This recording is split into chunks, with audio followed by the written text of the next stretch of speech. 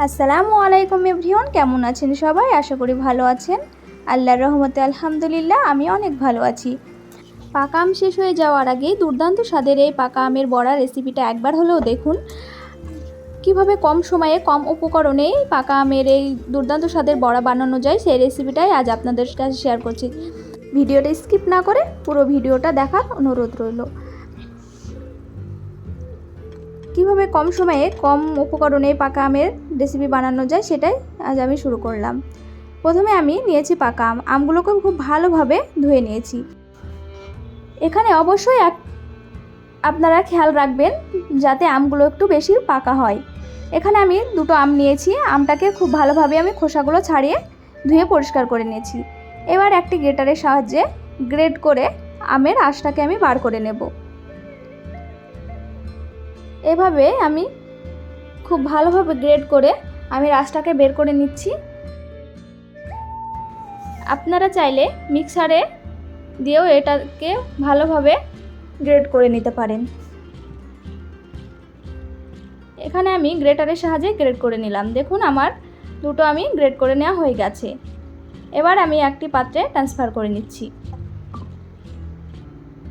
একটি বড় পাত্রে আমি ট্রান্সফার করে নিলাম। এখানে দিলাম প্রথমে আমি হাফ কাপ ময়দা,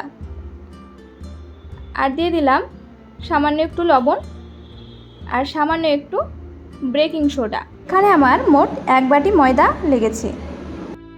আর দিয়ে দিলাম হাফ কাপ পরিমাণ চিনি। এবারে আমি একটি স্প্যাচুলার সাহায্যে খুব ভালোভাবে আমি আম আর ময়দাটাকে মিশিয়ে নিচ্ছি।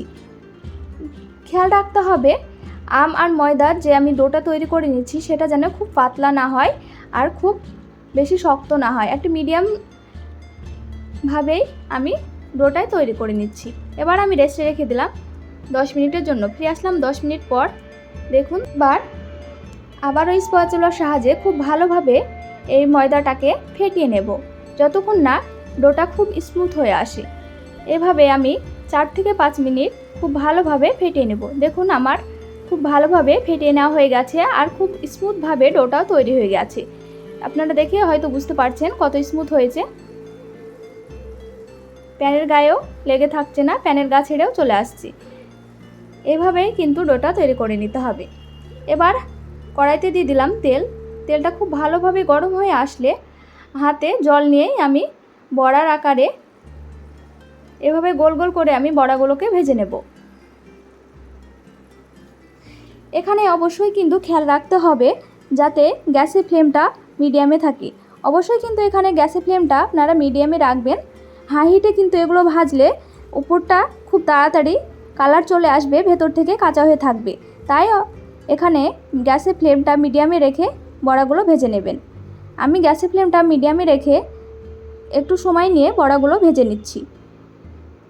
দেখুন আমার এক সাইডটা ভাজা হয়ে গেছে। এবার উল্টে পাল্টে ভালোভাবে এভাবে আমি নেড়ে নেড়ে বড়াগুলোকে ভেজে নিচ্ছি।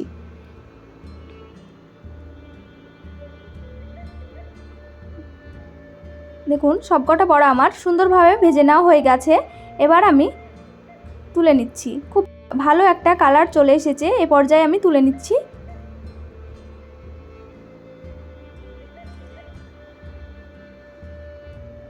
সবকটা বড়াই আমি তুলে নিলাম।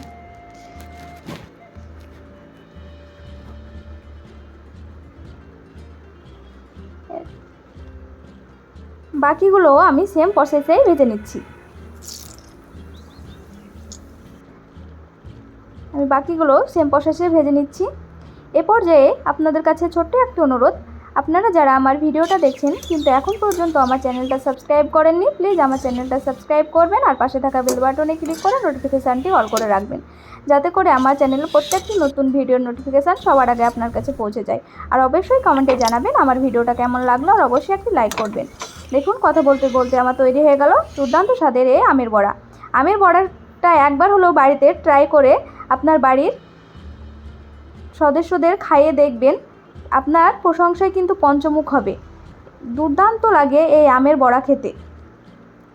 দেখুন আমি একটা বড়া ভেঙে দেখাচ্ছি আপনাদের কতটা সুন্দর হয়েছে। ভেতর থেকে কিন্তু একটু কাঁচা ভাব নেই, খুব সুন্দরভাবে বড়াগুলো আমার তৈরি হয়ে গেছে। সবাই ভালো থাকবেন, সুস্থ থাকবেন, এখনকার মতো বিদায়।